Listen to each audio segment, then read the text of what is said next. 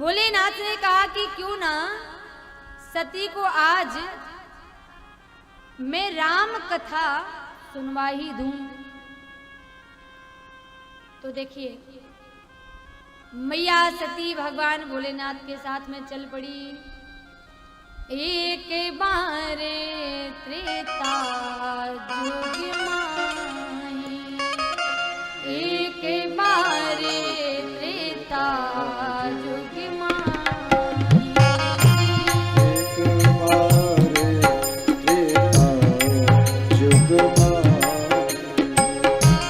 एक बारे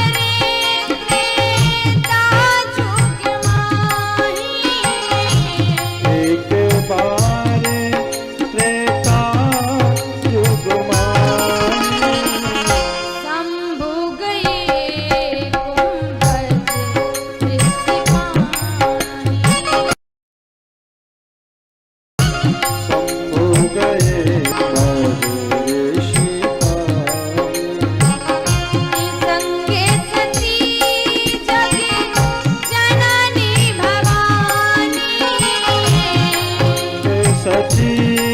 जग जननी भवानी, संगे सती जग जननी भवानी, संगे सती जग जननी भवानी, पूजे ऋषि अखिलेश्वर जानी, पूजे ऋषि अखिलेश्वर जानी, राम कथा मुनि बरजे बखानी, राम कथा मुनि बरजे बखानी,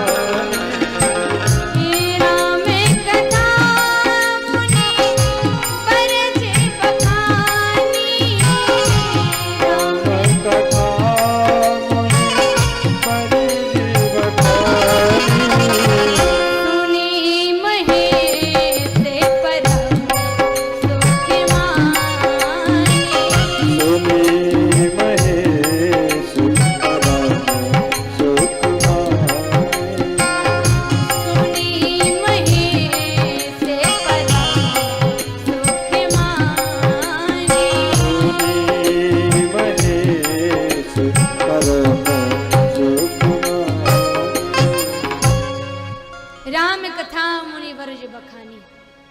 महाराज भोलेनाथ जिन राम की भक्ति करते हैं, आज उन्हीं की कथा सुनने के लिए भरद्वाज मुनि के आश्रम पर पहुंचे और कुंभज ऋषि के आश्रम पर पहुंच करके महाराज अगस्त मुनि से सारी चर्चा को श्रवण कर रहे हैं। देखिए जब भगवान भोलेनाथ माता सती के साथ में पहुंचे और जो ही महाराज अगस्त जी ने देखा कि हमारे सामने तो कैलाश वासी सदाशिव मैया सती के साथ में पधारे हैं, मेरा जीवन धन्य बन गया। ऐसी महान विभूति हमारे सामने आई हैं, उनको यदि मैं कथा सुनाऊंगा मेरा जीवन बदल जाएगा। आज लगता है कि जो जिनकी कथा मैं कह रहा हूं वही हमारे सामने प्रकट हो गए हैं। और इतना ही नहीं, अब एक विवेकी पुरुष, एक विद्वान मर्मज्ञ व्यासपीठ पर बैठ करके जो कथा को सुना रहा हो और यदि सामने से कोई विद्वान आ जाए हड़बड़ा करके या भय के कारण से उठ करके वो प्रणाम करने लगे या फिर बहुत ज्यादा सम्मान देने शुरू कर दे, आप लोगों को आश्चर्य होगा। आश्चर्य वाली बात भी है। जैसे देखा भगवान शिव को तो अगस्त जी ने प्रणाम करना प्रारंभ कर दिया और जैसे ही प्रणाम किया मैया सती को संदेह हो गया, अरे ये जो है ना कथा सुना रहे हैं, एक एक वक्ता कथा कह रहा है, हमारे को देख करके, भगवान शिव को देख करके लगता है घबरा गया है। और ये कहने वाला व्यास जो होता है वह तो भगवान का स्वरूप माना गया है। व्यासाय विष्णु रूपाय व्यास रूपाय विष्णवे। एक व्यास पीठ पर बैठने वाला व्यास कभी किसी को प्रणाम नहीं करता, लेकिन आज वह हमारे को और हमारे भगवान शिव को देख करके प्रणाम कर रहे हैं। गड़बड़ महात्मा है, जान लिया। ये बंधन किया मैया सती ने, लेकिन पूर्ण निष्ठा जागृत नहीं हो पाई, थोड़ा संदेह हो ही गया। सती से कहा भोलेनाथ ने, सती सुनिए कितनी सुंदर कथा मेरे रघुनाथ की चल रही है। मैया सती ने ध्यान पूर्वक कथा को नहीं श्रवण किया और जो ही कथा विराम हुई भोलेनाथ ने प्रणाम किया और अगस्त जी को कहा कि आपको मैं कुछ देना चाहता हूँ, क्योंकि आपने हमारे इष्ट हमारे रघुनाथ की कथा सुनाई है, तो आप मुझे बताइए कथा सुनाने के बाद जो दक्षिणा स्वरूप में दिया जाता है वो मैं आपको क्या दूं? आपको कुछ देने का मन कर रहा है। भगवान श्री अगस्त जी ने कहा कि रघुनाथ की कथा श्रवण की, आपका दर्शन पाया मैंने, मेरा जीवन धन्य बन गया, लेकिन अब आप समय आने पर मुझे जो भी भेंट देंगे मैं स्वीकार करूंगा। अच्छा, आपकी भक्ति हमारे हृदय में हो ये मैं मांग करता हूँ, क्योंकि जो भगवान के भक्त होते हैं वो कभी किसी से कुछ मांगते नहीं हैं। उनको ना ही वैकुंठ चाहिए, ना ही उनको सत्ता चाहिए, ना ही उनको मुक्ति चाहिए, वो आपसे कभी कुछ मांग नहीं करते। अच्छा एक बात, भगवान से हमको मांगना क्यों है? भगवान खिलान आत्मा है, वो तो हमारे अंदर की भी बात जानते हैं, तो हम उनसे मांग क्यों करते हैं? क्या आवश्यकता है कि हम मांगे? वो तो हमारी अच्छी बुरी हर स्थिति को जानता है, सब कुछ जानता है, क्योंकि वो हमारे पिता हैं और हम उनकी संतानें हैं, तो उनको मालूम है कि हमको कब और कहां किस बात की आवश्यकता है।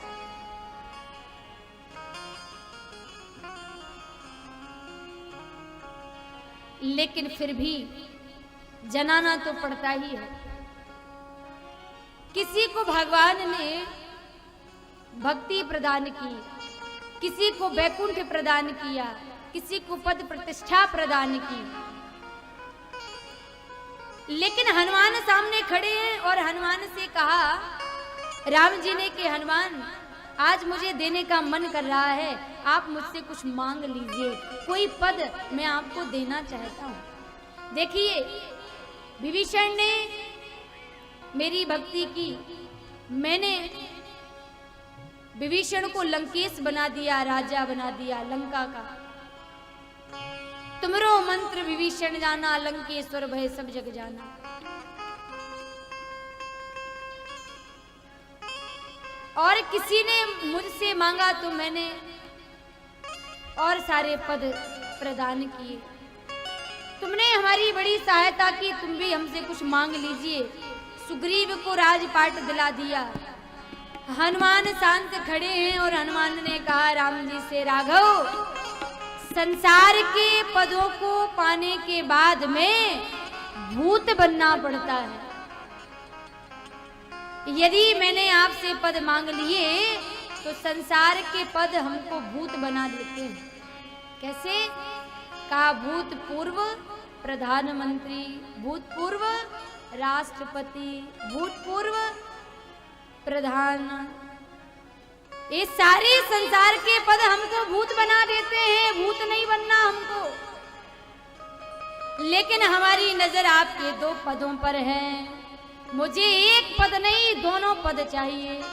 और हनुमान जी ने राघवेंद्र के पांव पकड़ लिए, चरणों को पकड़ करके कहा राघव यदि तुम देना चाहते हो तो मुझे संसार के पद नहीं, अपने ये दोनों चरणों के पद दे दीजिए, क्योंकि इनके पद पाने के बाद हमको भूतपूर्व नहीं बनना पड़ता है, क्योंकि ये पद पाने के बाद में हमारे नाम के आगे अभूतपूर्व लगा दिया जाएगा। देखिए, जितने भी महापुरुष हुए हैं हमारी भारत की भूमि पर, जैसे कि आप देख ले, बाबा रैदास, तुकाराम जी, एकनाथ जी, रसखान जी, मैया मीरा, किसी भी भक्त के आगे आप लोगों ने भूत शब्द देखा है? नहीं। अमर हो गए हैं वह, और उनका नाम इतिहास में लिखा और गाया जाता है। आपके दोनों पद हमको चाहिए, और ये दोनों पद पाने के बाद में हमारा कुछ पा जाना शेष नहीं रह जाता। संसार बड़ा विशाल है और बड़ा बहुत भारी समुद्र है। लोगों ने कहा महाराज मैं कैसे पार करूंगा? समुद्र को पार कैसे कर सकते हैं? गोपद सिंधु अनल सितलाई, बड़ा भारी है संसार, सागर है। तो गोस्वामी जी ने कहा कि क्या किया जाए? संसार को कूप बना दूं, कुआं बना दूं, फिर पार हो जाएंगे। लेकिन जब कुआं बना दिया, कहा महाराज अभी भी बड़ा है, कैसे पार करूंगा? भवसागर चह पार जो पावा, राम कथा ताका दृढ़नावा। नहीं पार हुआ जा सकता है। तो कहा कि संसार रूपी समुद्र को पार नहीं कर सकते, कुआं बना दिया उसको भी नहीं कर सकते, फिर क्या करूं, क्या बनाऊं? बोले गाय का खुर देखा है आपने? गाय बरसात के समय में यदि जिस धरती पर, माटी पर गाय का पांव पड़ जाए तो उस खुर में पानी भर जाता है ना। कहा यदि गाय का खुर बना दूं फिर तो पार हो सकते हैं, फिर तो कोई आपत्ति वाली बात नहीं है। बोले महाराज बिल्कुल हो सकता हूं, आप बना दीजिए। तो इतने बड़े विशाल सागर संसार को छोटा सा गाय का खुर बना दिया। गोपद सिंधु अनल सितलाई, अब इसको पार जाने हेतु इसको भी पार नहीं यदि आप कर सकते तो फिर क्या करना है? कहा राम कथा के नाम का अवलंबन लेना है, राम कथा का सहारा लेना है, राम जी के नाम का सहारा लेना है। हनुमान जैसे बड़े बड़े भक्तों ने कहा प्रभु आपकी भक्ति हमको मिलती रहे और हमको कोई चाह नहीं है, कुछ नहीं चाहिए आपसे। देखिए सूफी ने कहा है, इसकी की तरफा में मगरूर हो जाऊंगा मैं, राम तुम होंगे समा काफूर हो जाऊंगा मैं अगर चाहूं तो चाहूं तुम ना चाहना मुझे, तूने अगर चाहा मुझे तो मगरूर हो जाऊंगा मैं अगर देखूं तो देखूं तुम ना देखना मुझे, तूने अगर देखा मुझे तो मशहूर हो जाऊंगा मैं अगर मांगूं कभी कुछ नाथ तुम ना देना कुछ मुझे, नहीं तो फिर प्रेमी नहीं मजदूर हो जाऊंगा। भगवान के भक्त भगवान से मांग नहीं करते,